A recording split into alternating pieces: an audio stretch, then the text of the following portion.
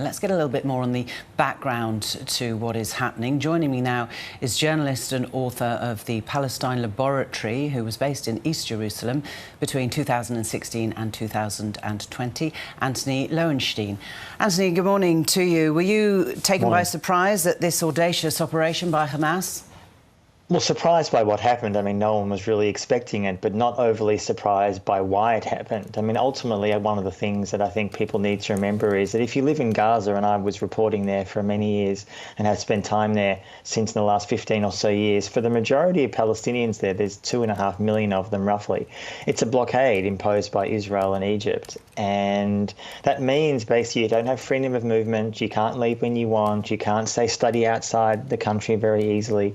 And that's suffocating. And this is not a defence of Hamas by any means. I've spent time with Hamas as a reporter in Gaza, and many Gazans I know don't like Hamas particularly in the past or now. But the truth is that when you occupy a people for decades, and I say that as someone who is Jewish, I'm a Jewish German Australian, and I've reported on this issue for 20 or so years, that I am surprised by obviously the timing of this, but at the same time not at all surprised by the reasons behind it. OK, what about the timing then? Why do you think it's happening now? What is going on internationally that's brought it to this point? I think there's a few things going on. In the last years, there's been obviously a huge amount of Arab nations trying to so-called normalise relations with Israel, UAE, Bahrain, Morocco and others.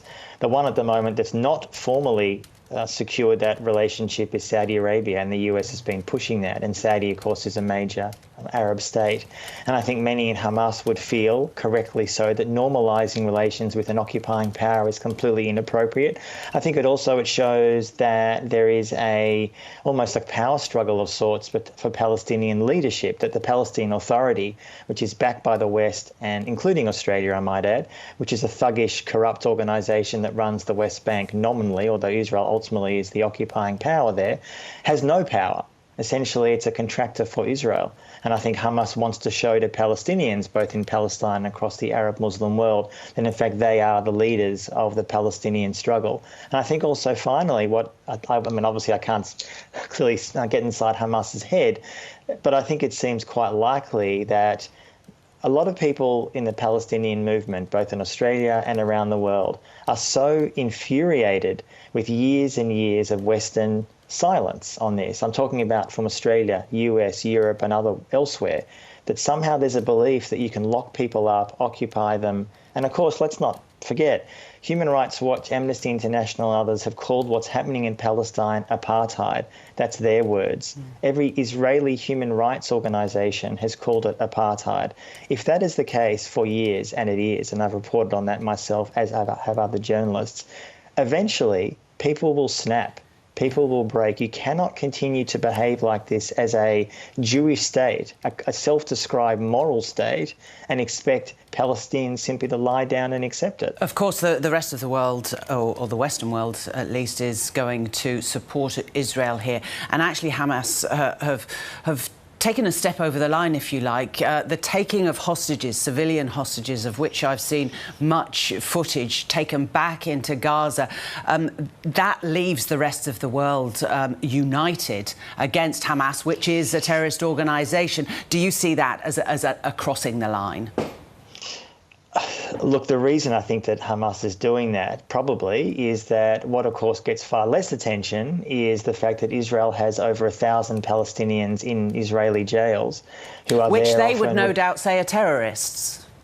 Well, Israel may well claim that, but that's not accepted by virtually any Israeli human rights organisation, Amnesty or Human Rights Watch. I mean, the vast majority of them are there under so-called administrative detention, which means they have no justification in being there. When you occupy a people for that long, look, I don't accept and support the idea of taking civilian hostages at all. Condemn it 110%. I'm not defending that at all. But it's used as a bargaining chip. You see, one of the problems so much, and I've having reported about this for so long, is it's the framing here that we can get outraged in the West about the taking of civilians back into Gaza, fine, but there's far less outrage about the fact that every day this year, and for every year for decades, Palestinian civilians are killed in the West Bank and Gaza. They are killed by Israeli forces. That gets far less international outrage. Now, they're both wrong. Killing civilians is always wrong. regardless of who does it and where. But ultimately, to me, I think that double standard in so much how we as journalists report this is, in my view, a big part of the problem. Anthony, where do you see the geopolitics of this going? Obviously, to the north, you've got Hezbollah, nothing from that group at the moment there in Jordan. Iran as well, which we know is a supporter of Hamas. Should they become actively involved, the dynamics change. What do you think? Look, if Hezbollah gets involved, obviously that does change the equation, because for years and years, Israel never really regarded Hamas as a serious military threat. Yes, every 2 or 3 years there's a conflict of sorts or military escalation between the two sides, but Hamas was seen almost as kind of the lesser of the two evils in the Israeli thinking anyway. Hezbollah is a different story. I mean, if Hezbollah gets involved, and I in many ways, of course, hope they do not, because that massively escalates the situation. Of course, it puts Arab countries in a real bind. I'm talking about Arab leadership here. As I said before, the vast majority of Arab leadership have abandoned Palestinians for years. Completely abandoned them to Israel. Why? Because, as I say in my new book, they want to get Israeli repressive technology, surveillance tech, etc.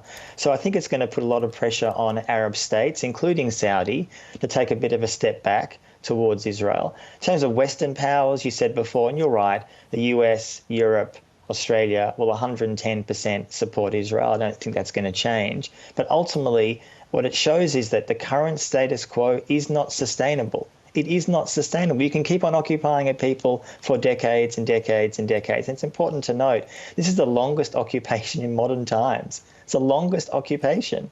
And yet now we get outraged by what Hamas does rather than getting equally outraged by a day-to-day grinding occupation. And to me, I think Arab states are going to be put under huge amounts of pressure to not support Israel, or at least be far less supportive of it because of what's happening at the moment.